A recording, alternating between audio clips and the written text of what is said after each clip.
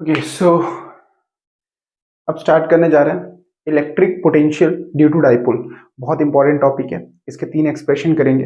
ठीक है, हमने इसके पहले चैप्टर में डाइपोल की वजह से हमने इलेक्ट्रिक फील्ड फाइंड की थी, है ना। उसमें हमने कहाँ पे किया था, एक्सिस पे दौड़ा था एंड देन इक्वेटर पे दौड़ा था। अब हमें वही चीज पोटेंशियल फाइंड करना है, कहाँ पे, एक्सिस पे देन इक्वेटर पे। ठीक है, तो बहुत मजा आएगा। यहाँ पे 3 एक्सप्रेशन करेंगे, पहला एक्सिस का, फिर इक्वेटर का, फिर एक जनरल एक्सप्रेशन डिराइव करेंगे जो कि एनसीईआरटी में दिया हुआ, इसलिए हमें करना पड़ रहा है। ठीक है, सिंपल सी चीज है, तो बहुत मजा आएगा। ध्यान से देखो, क्लियर हो जाएगा एकदम। तो सबसे पहले electric potential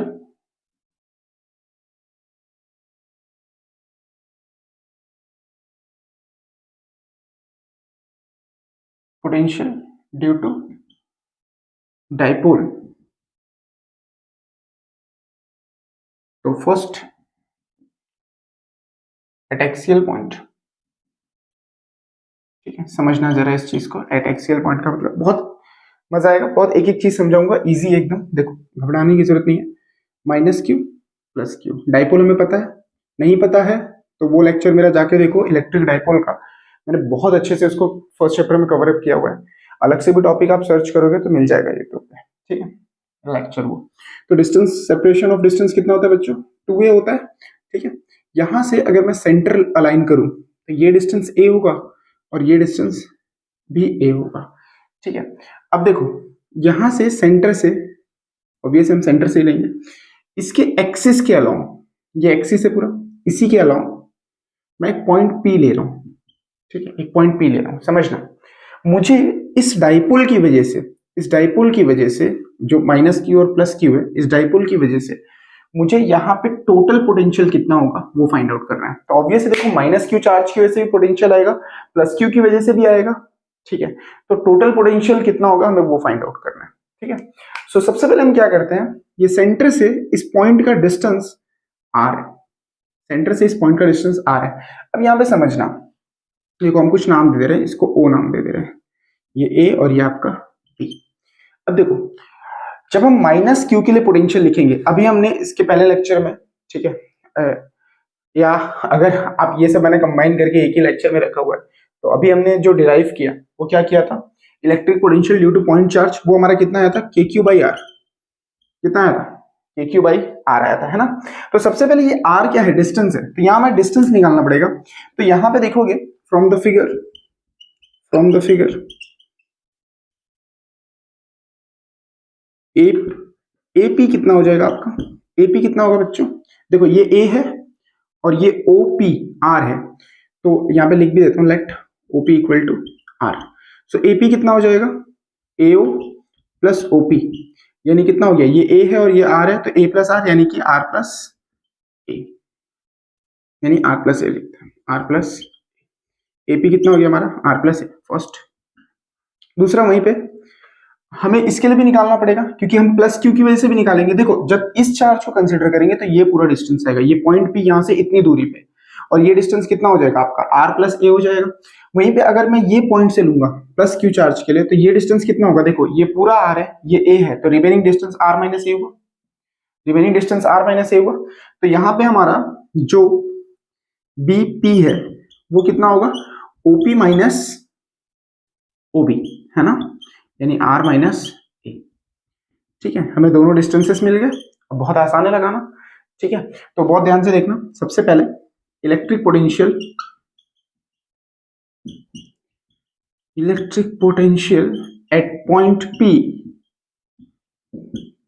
due to minus Q charge, इसकी वजह से तो कितना होगा पोटेंशियल, V1 ले लेते हैं, माइनस के क्यू, माइनस है ना तो माइनस चार्ज लिया हमने, अपॉन आर। डिस्टेंस कितना है हमारा, एपी, डिस्टेंस कितना है एपी, यानी माइनस के क्यू, और एपी कितना है हमारा, देखो बच्चों, आर प्लस ए, एपी कितना है, आर प्लस ए, ये हमारा V1 हो गया।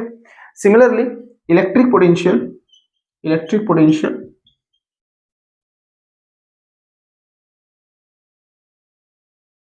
Eight point P due to charge plus Q, कितना हो जाएगा V2। ठीक है, यहां ले लेते हैं, V2 कितना हो जाएगा, V2 हमारा कितना होगा, देखो के क्यू अपॉन डिस्टेंस कितना है यहाँ पे हमारा, देखो बीपी है ना, बीपी, ये पॉइंट से डिस्टेंस कितना है, जो चार्ज ले रहे हो उससे डिस्टेंस देखना है बी पॉइंट का, तो V2 हो जाएगा हमारा के क्यू अपॉन आर माइनस ए। ठीक है, तो इसको थोड़ा सा हम सीधा कर सकते थे, लाइन को स्पेस ज्यादा मिल जाता, तो एडजस्ट कर देता हूं मैं एट पॉइंट पी, ठीक है, एट पॉइंट, वैसे भी इंडिया में रहते हैं एडजस्टमेंट आना चाहिए, ठीक है। सो देखो, so V equal to V1 plus V2 है ना, टोटल पोटेंशियल कितना होगा, टोटल पोटेंशियल कितना होगा V1 प्लस V2, यानी अगर आपको लिखना हो तो थोड़ा सा एग्जाम में आप लिखते हो तो ये छोटी छोटी स्टेटमेंट्स लिख देना, total potential at point P कितना हो जाएगा, V equal to V1 plus V2, V equal to V1 plus V2, V1 कितना है हमारा, देखो आप यहाँ पे minus K Q by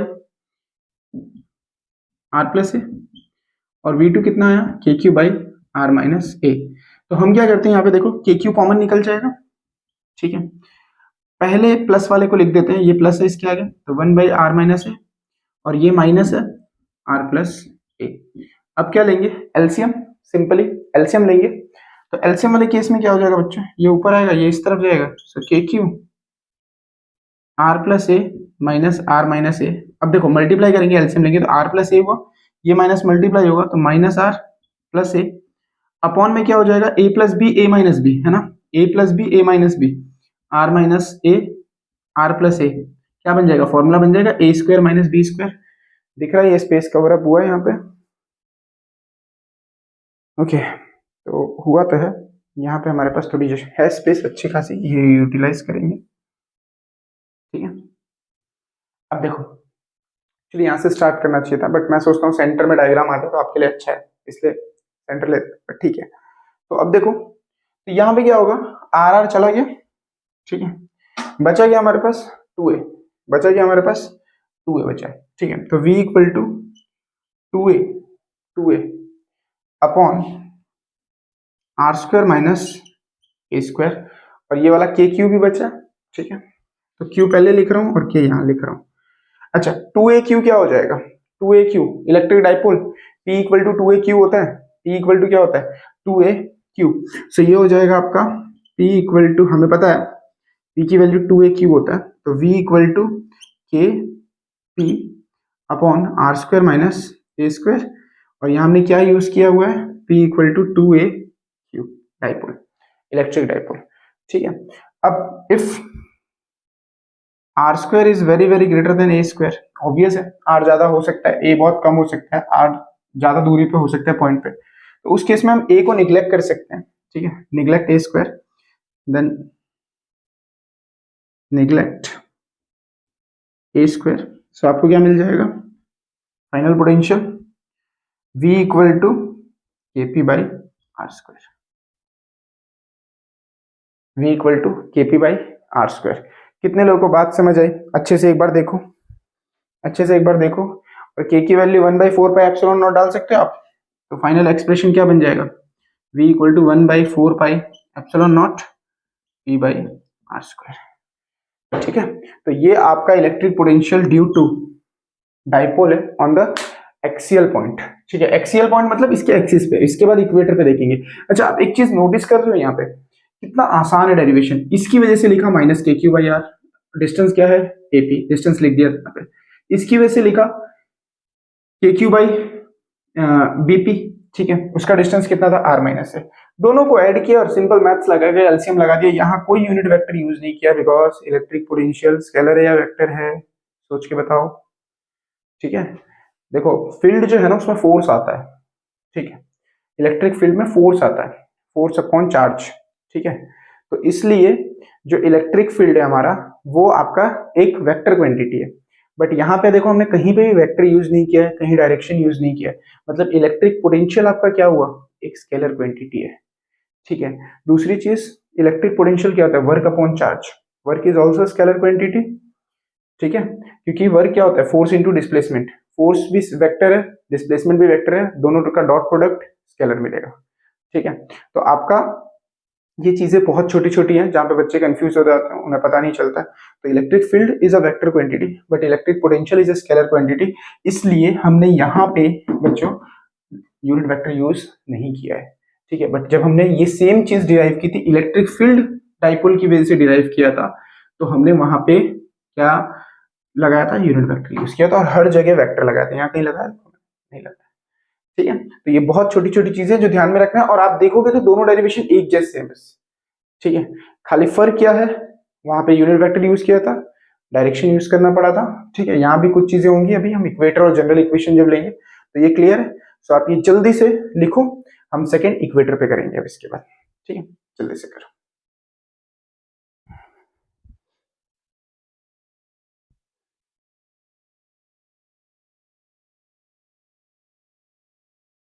So next है equipotential at an equatorial point of a dipole, ठीक है। equipotential at an equatorial point of a dipole। देखो इक्वेटोरियल पॉइंट का क्या कंडीशन होगा, आप खुद सोचो, जरा डायग्राम ड्रॉ करो, मैं तो कर ही रहा हूं यहाँ पे, ठीक है। अब देखो फर्स्ट चैप्टर में जो हमने किया था ना, बस वैसा ही कुछ, एक्सियल पॉइंट पे हमने खत्म कर लिया। सेकेंड हम ले रहे हैं at equatorial point,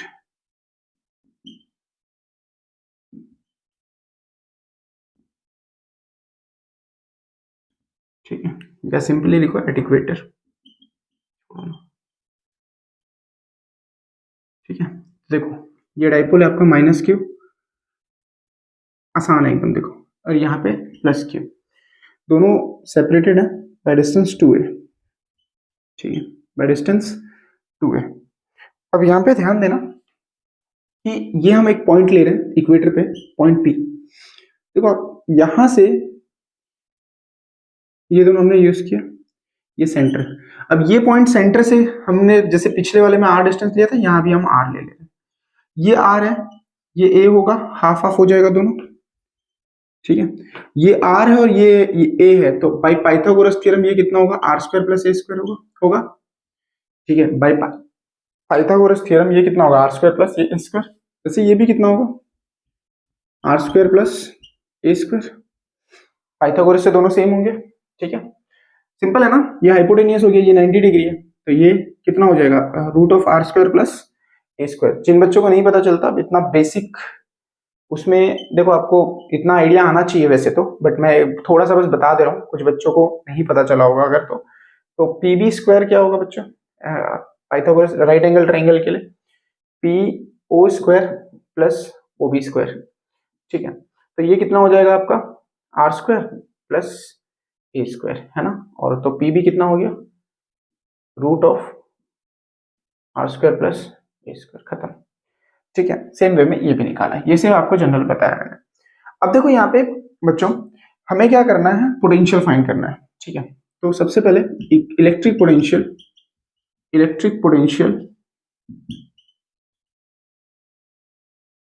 eight point P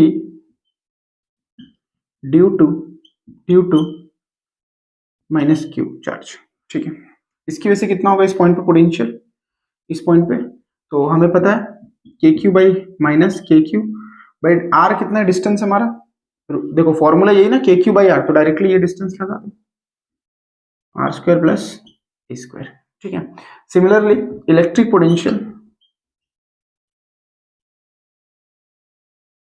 eight point P due to plus Q charge. अब देखो लास्ट जब हमने इलेक्ट्रिक फील्ड किया था तो इक्वेटर पे क्या किया था, यहाँ पे आप मेरा वो वाला लेक्चर अगर देखोगे तो यहाँ से हमें डायरेक्शन दिखाना पड़ा था E1, फिर अंदर की तरफ नेगेटिव चार्ज के लिए, फिर दोनों का रिजल्टेंट यहाँ आया था, बट वहां पे वेक्टर था, तो इस वजह से अलग अलग डायरेक्शन, ये स्केलर है तो दोनों की वजह से सेम ही आएगा, यहाँ तो डायरेक्शन का कोई प्रॉब्लम ही नहीं है। तो V2 कितना हो जाएगा आपका, के क्यू बाई ये भी root of R square plus A square, ठीक है। सो टोटल पोटेंशियल कितना होगा, टोटल पोटेंशियल आपका V equal to V1 plus V2, है ना। अच्छा V1 कितना बच्चा party, minus K Q by root of R square plus A square. V2 कितना है, के Q by root of R square plus A square, जादू हो गया, जीरो आ गया, खत्म। यानी इक्वेटर पे आपका इलेक्ट्रिक पोटेंशियल जीरो होता है, बट इलेक्ट्रिक फील्ड जीरो नहीं थी ड्यू टू डाइपोल। हमने जो लास्ट क्लास में डिराइव, लास्ट फर्स्ट चैप्टर में जब हमने डाइपोल का डिराइव किया हुआ है तो किया हुआ है, वो आपने देखा था कि डाइपोल की वजह से इक्वेटर पे इलेक्ट्रिक फील्ड जीरो नहीं होती, बट इलेक्ट्रिक पोटेंशियल जीरो है। बहुत ज्यादा ध्यान देना है, ठीक है। अब हम जो केस डिराइव करने जा रहे हैं वो जनरल फॉर्मूला, जनरल यानी अब ये जैसे इक्वेटर पे ले लिया, एक्सिस पे ले लिया, अब रैंडम कहीं भी पॉइंट लेंगे और कहीं भी पॉइंट लेके अब हम इसके लिए डिराइव करेंगे। वो वाला डेरिवेशन आने के ज्यादा चांसेस होते हैं एग्जाम में, बिकॉज ये आसान है, इसके पहला वाला भी आसान है, थोड़ा सा जो कॉम्प्लेक्स है वो वही डेरिवेशन है।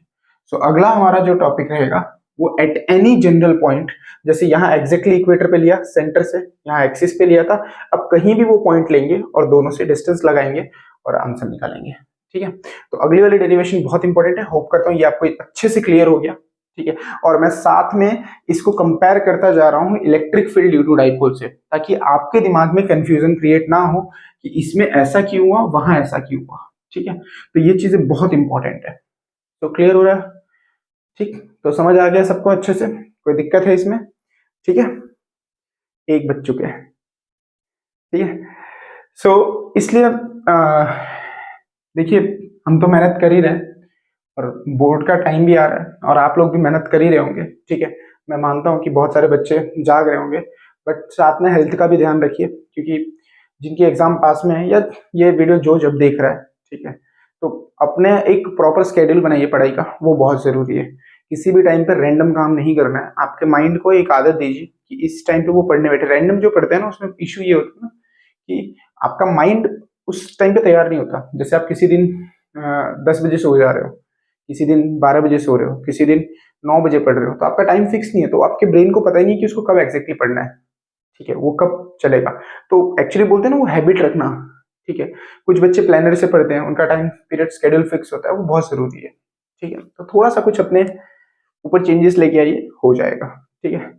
हमारे लिए चीजें मुश्किल होती हैं क्योंकि ऑफलाइन में हम वीडियोस रिकॉर्ड करते हैं, तो उसमें क्या रहता है ना कि बहुत सारा साउंड प्रॉब्लम और ये सब आता है। ऑनलाइन में आप लोगों के लिए बिना साउंड का इश्यू नहीं रहता और टाइम भी जो बचता है, क्योंकि पूरे दिन ऑफलाइन लेक्चर्स होते हैं, तो बचता यही टाइम है। तो रात को जितना हो पाए वो बेस्ट है, और आप लोगों का सपोर्ट प्यार तो है ही, ठीक है।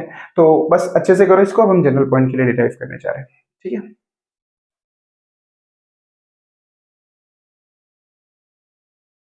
तो अगला है electric potential at any general point due to dipole, ठीक है। ये होप्स आपने लिख लिया होगा, स्क्रीनशॉट ले लिया होगा, ठीक है।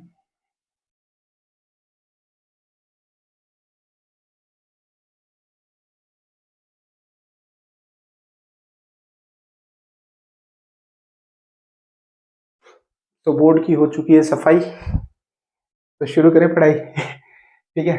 तो अब जो इम्पोर्टेंट डेरिवेशन है electric potential, electric potential at any general point, ये वाली डेरिवेशन थोड़ी सी बच्चों को कभी कभी समझने में दिक्कत होती है। एनी जनरल पॉइंट,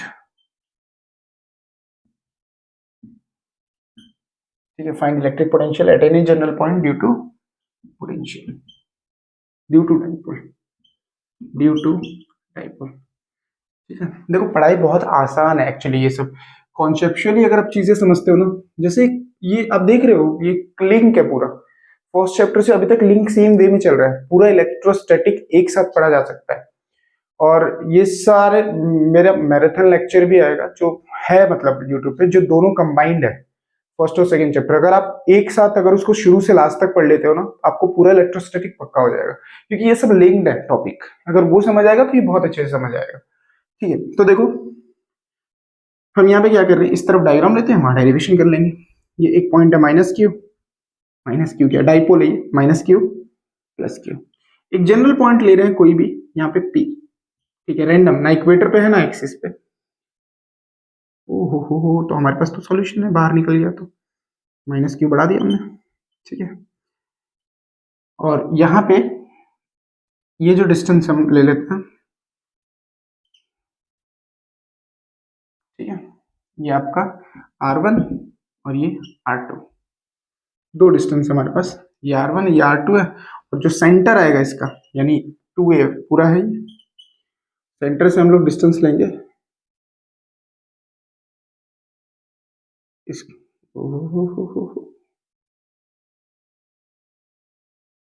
कोई बात नहीं, ठीक तो था यार। सेंटर से हम पॉइंट लेंगे, ये डिस्टेंस r। बहुत अच्छे से समझना है यहाँ पे। देखो अब ये वाले से आपको माइनस क्यू से, इसको मैं थोड़ा क्लियर कर देता हूँ, माइनस क्यू से आपको ये डिस्टेंस ज्यादा दिख रहा है, प्लस क्यू से थोड़ा पास दिख रहा है।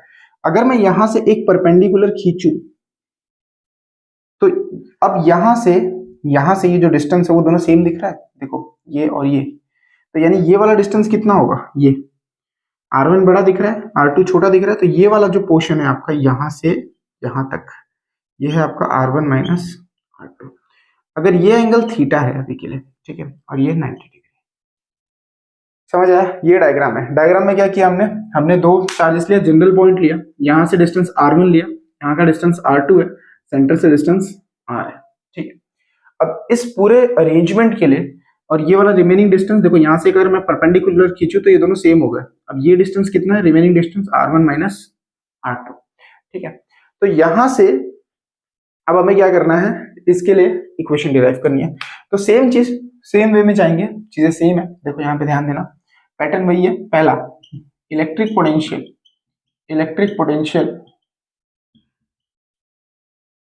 एट पॉइंट P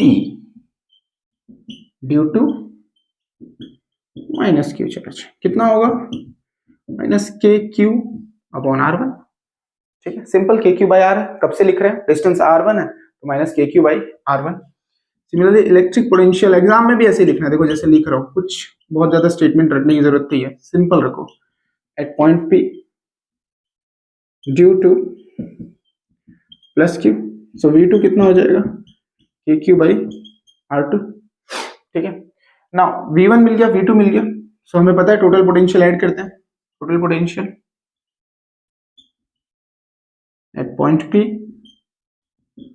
कितना हो जाएगा, V equal to V1 plus V2, so V equal to V1 कितना है, minus K Q by r1 plus K Q by r2, ठीक है।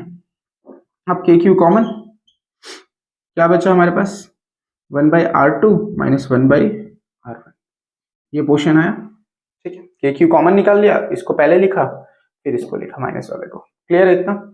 अब देखो यहाँ पे हम क्या करेंगे, मजेदार है फिजिक्स, फिजिक्स हार्ड है ही नहीं, फिजिक्स को बस समझ रहा है। देखो आप अगर कॉन्सेप्चुअली समझ रहे हो तो तीनों कितने आसान डेरिवेशंस थे। इसके पहले जो हमने दो किए एक्सिस पे, इक्वेटर पे, ठीक है, वो और ये। तो अब यहाँ पे v मिल गया हमें, ठीक है। अब एलसीएम लेना है सिंपली, क्या हो जाएगा एलसीएम, के Q r1 minus r2 upon r1 into r2, basic, ठीक है। अब देखो दो कंडीशंस यहाँ पे एक ध्यान देना कि एक्चुअली होता क्या है ना कि न्यूमेरिकल्स में अगर कभी ऐसा मेंशन किया हो कि ये पॉइंट P डाइपोल से बहुत दूर है, तो फिर आपको जो नेक्स्ट एक्सप्रेशन में डिराइव करूंगा वो करना है। अगर ये पॉइंट पास में बताया हुआ है तो आपको न्यूमेरिकल्स में यही फॉर्मूला लगेगा डायरेक्टली, ठीक है। तो 1 मार्कर में गलती मत करना। थीटा बीटा का काम कब आएगा, जब ये पॉइंट बहुत दूर एज्यूम करेंगे, ठीक है। अगर ये पास में है, ऐसा कुछ मेंशन नहीं किया दूर है, तो आपको डायरेक्टली यही फॉर्मूला यूज करना है, तो गलती मत करना, ठीक है। तो अब देखो, अब यहां से लिखेंगे एजम्पशन में, if point P lies far away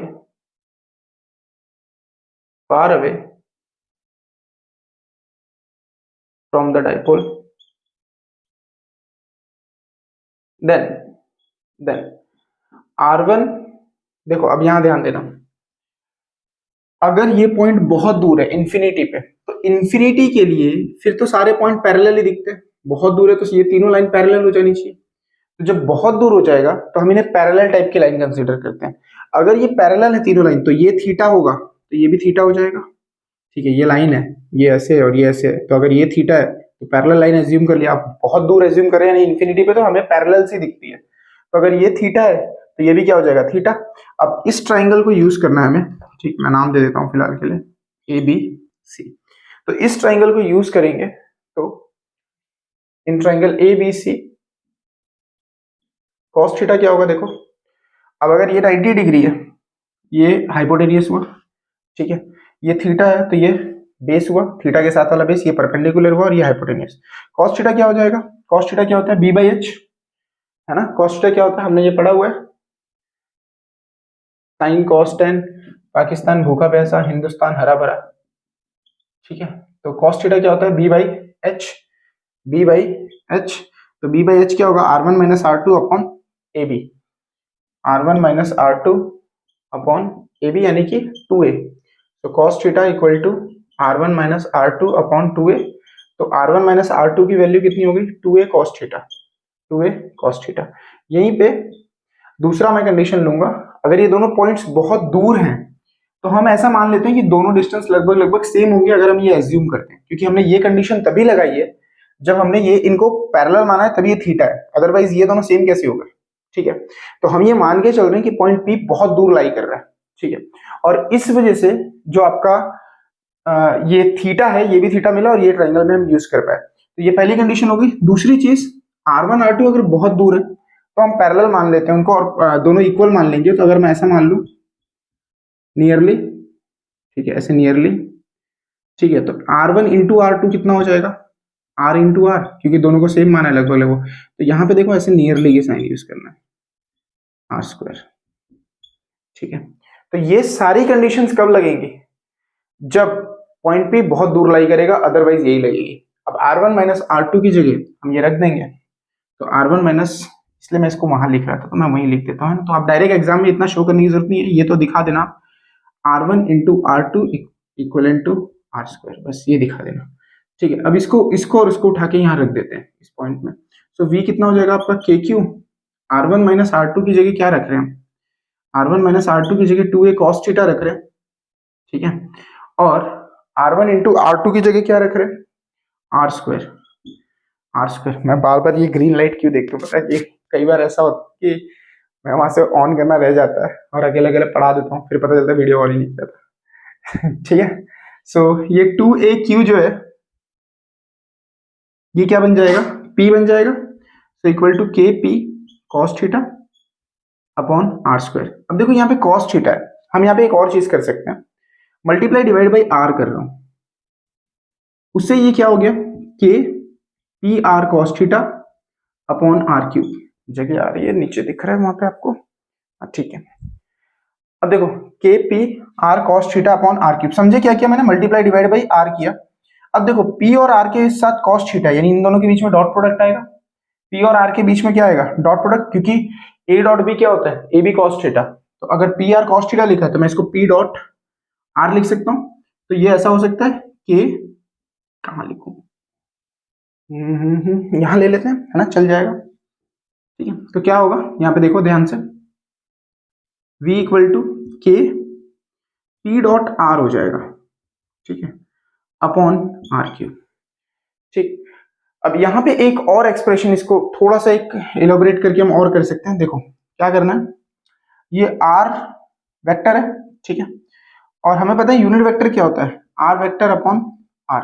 तो यहां से एक आर निकाल लो और ये आर वेक्टर, तो ये अगर मैं यूज करूं तो ये क्या बन जाएगा? खाली K P unit vector upon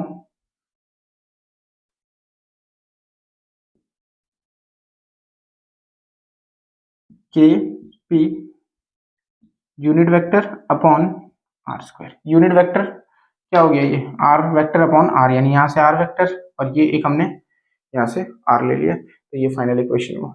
अब देखो यहाँ पे अगर आप ध्यान से देखोगे तो वो जो केस था हमारे, दो हमने डिराइव किए थे, एक्सिस पे और एक्सेल पे, इक्वेटर पे, वो यहाँ से निकल जाते हैं। अगर मैं वो फॉर्मूला उठाऊं, v इक्वल टू के P R cos theta upon R cube, या सिंपली वो वाला उसके ऊपर वाला K P cos theta upon R square, if theta equal to zero. Theta zero कब होगा? जब एक्सिस पे आएगा, for axial point, for axial point, ये केसेस हैं उसके। तो थीटा अगर जीरो है तो ये क्या हो जाएगा आपका? देखो अगर आपका थीटा जीरो है, ठीक है, अगर मैं इस फॉर्मूले में यूज करूंगा, थीटा जीरो है, कॉस जीरो क्या होता है? 1, ठीक है, कॉस जीरो क्या हो जाएगा? 1। तो v इक्वल टू के पी बाई आर स्क्वायर, यही आया था हमारा इसके पहले। ठीक है, हमने डिराइव किया था, देखो एक्सीएल वाला खोल के सेम इक्वेशन आई है। दूसरा, इफ थीटा इक्वल टू 90, किसके लिए 90 होगा, जब ये इक्वेटर पे होगा तो थीटा कितना बन रहा है 90 डिग्री। थीटा अगर 90 होगा तो cos 90 क्या होता है 0, therefore v equal to 0 equator पे। तो ये मेन जनरल इक्वेशन है जहां से बाकी दो चीजें डिराइव होती हैं। तो ये एट एनी जनरल पॉइंट आएगा, तो आपको ये डेरिवेशन करना है और ये बहुत इंपॉर्टेंट डेरिवेशन है। ठीक है, क्लियर हो रहा है सबको, समझ आया। सो उम्मीद करता हूं कि डाइपोल की वजह से आपको तीनों एक्सिस पे आएगा पोटेंशियल। अब देखो यहाँ पे डाइपोल के 5 क्वेश्चन टोटल बन सकते हैं। 5 क्वेश्चन कौन से, पहला find electric field due to dipole at the axial point. दूसरा, find electric field due to dipole at equator. तीसरा, find electric potential due to dipole at axis. Find electric potential at equator due to dipole. और last question बनेगा find electric potential at any general point due to dipole. यदि ये 5 question आएंगे और 5 में से कोई ना कोई तो आता ही है बोर्ड में। ठीक है, और ये मैंने सारे करवाए हुए हैं। ठीक है, तो आप प्रॉपरली डाइपोल को मत छोड़िए, करके ही जाइए, एग्जाम के लिए बहुत इंपॉर्टेंट है। ठीक है, तो होप सो ये आपको क्लियर हुआ। ठीक है, तो अब हम नेक्स्ट देखेंगे एन नंबर ऑफ चार्जेस हैं, इन्हें सुपरपोजिशन प्रिंसिपल लगाएंगे, किसमें, इलेक्ट्रिक पोटेंशियल ढूंढेंगे due to N number of charges. ठीक है, तो उसमें कैसे रहता है, ये क्लियर हुआ सबको आपको। ठीक है, तो इसको लिख लीजिए आप अच्छे से, फिर हम आगे बढ़ते हैं। ठीक है, मजा आ रहा है उम्मीद करता हूँ मैं। ठीक है, और मजा आ रहा है तो फिर शेयर करो, सब्सक्राइब करो, बाकी दोस्तों तक भी ये चीजें पहुंचाओ, जिससे उन्हें भी हेल्प हो जाएगी। अगर आपको सही लग रहा है तो लाइक करो, सब्सक्राइब करो, नहीं लग रहा तो छोड़ दो, कोई इश्यू नहीं है। ठीक है, और जो भी है, अगर कोई इश्यू लग रहा है, कोई चीज है, तो आप कमेंट बॉक्स में कमेंट भी कर सकते हो, कोई इश्यू नहीं। ठीक है, तो ये सारी चीजें हैं, आप इनको अच्छे से करो। ठीक, बहुत बेस्ट वे में मैंने प्रेजेंट करने की कोशिश की है, जिससे चीजें आसान हो जाए आप लोगों के लिए। ठीक है, तो मैंने अपना बेस्ट कोशिश किया है, आगे आपको कैसा लगा आप ही बताओगे। ठीक है, सो कीजिए इसको।